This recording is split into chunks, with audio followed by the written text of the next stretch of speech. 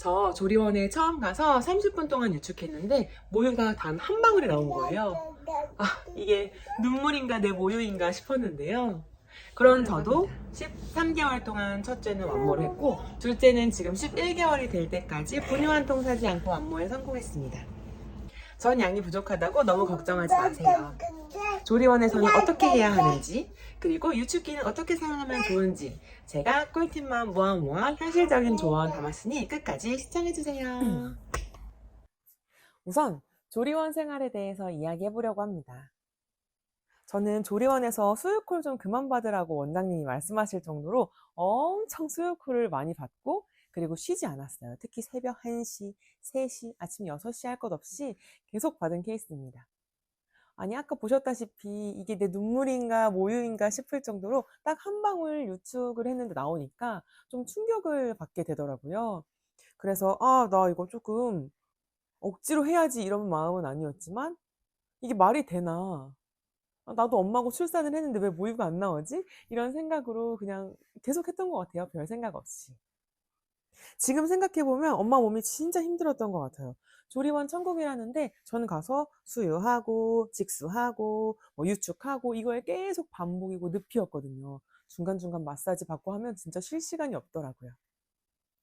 어쨌든 그래서 저처럼 이렇게 계속 수유코를 다 받으세요 라고 말씀드리고 싶은 건 아닌데요.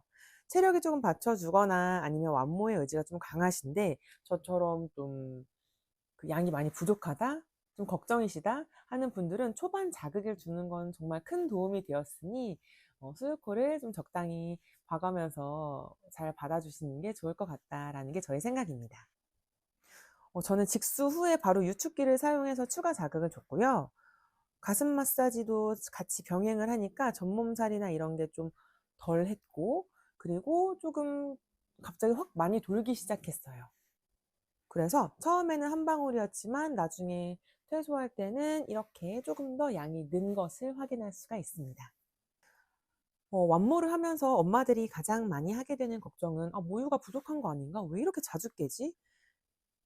특히 수유텀이 너무 짧으면은 많이 불안해지게 되거든요. 저의 수유텀은 이랬습니다. 배가 안 찬 건가? 아니, 내 전량이 부족한가?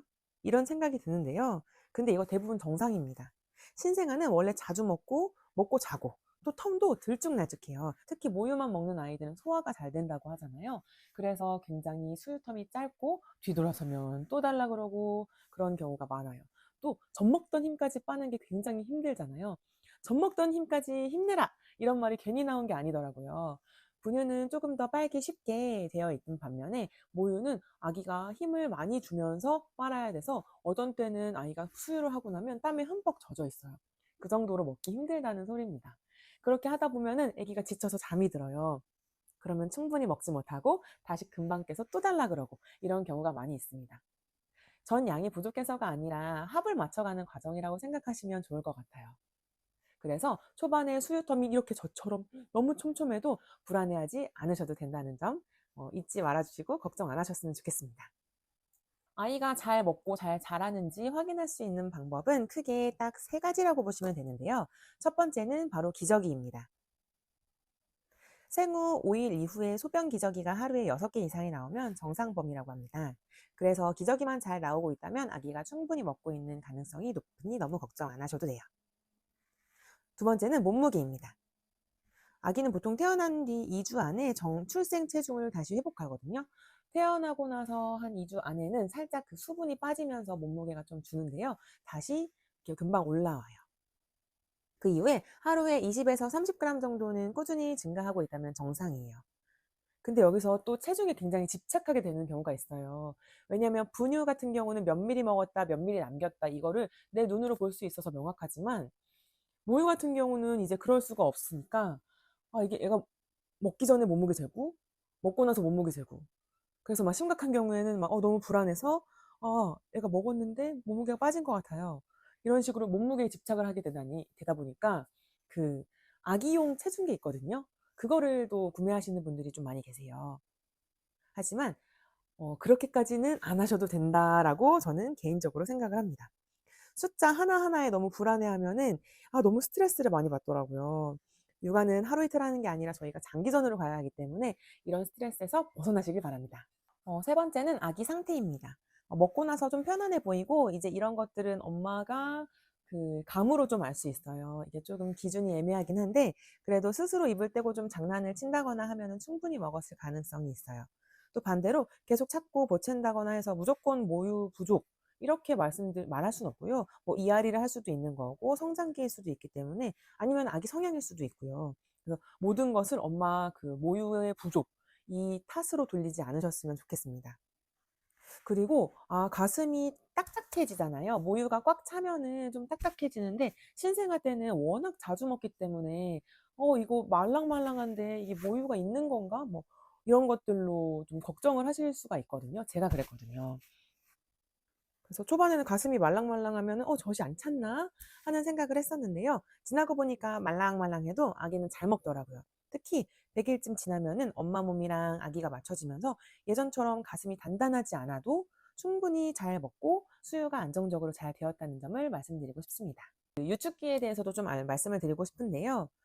조리원에서 사용한 유축기는 이제 앉아서 사용하는 유축기예요. 그래서 테이블이랑 의자 놓고 여기 위에 유축기 갖다 놓은 다음에 이제 양쪽에다가 대놓고서 한 번에 이제 유축을 했는데요. 한 번에 하면은 이제 15분 정도만 하면 돼서 시간은 단축할 수 있으나 그 15분 동안 그 아기가 딱 붙어 있어야 돼요.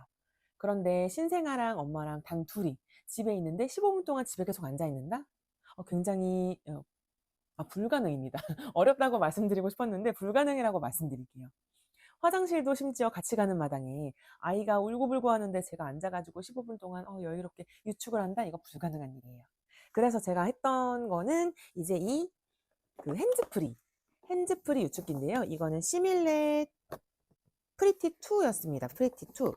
저 같은 경우는 2021년부터 사용을 했기 때문에 프리티2인데요. 지금 이 프리티3 이 버전도 나왔더라고요. 어쨌든 이거는 핸즈프리여가지고 이렇게 가슴에다가 그 유축 깔때기를 갖다 대고서 이거를 틀어 놓잖아요. 그러면 이것만 뭐 어디 앞치마 주머니나 이런 데다 딱 꽂아 놓고서 유축 깔때기를 대고 이렇게 돌아다닐 수가 있어요.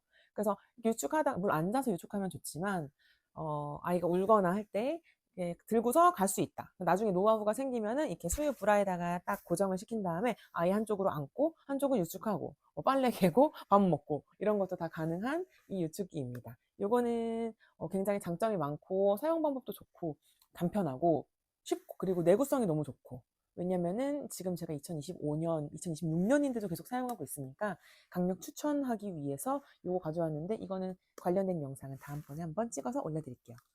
어쨌든 이런 유수기는 꼭 있어야 되는데요.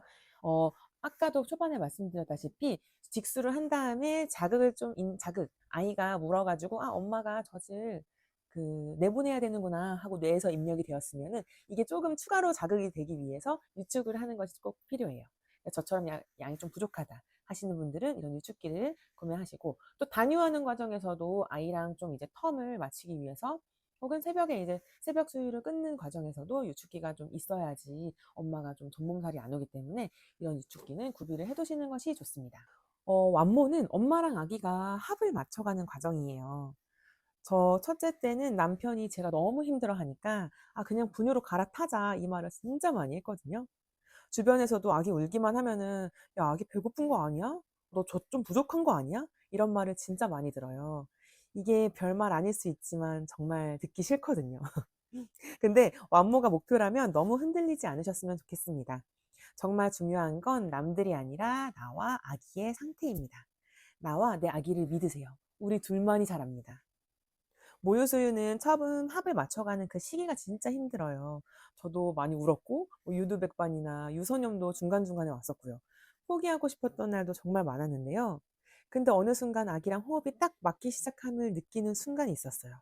그때부터 세상에서 가장 가까운 거리에서 내 아이를 안아주고 눈을 마주치고 그리고 교감하는 시간이 되었습니다.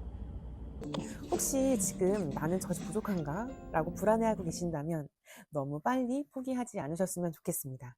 저도 한 방울에서 시작했어요. 오늘 영상이 조금이나마 불안한 마음을 덜어드렸으면 좋겠습니다.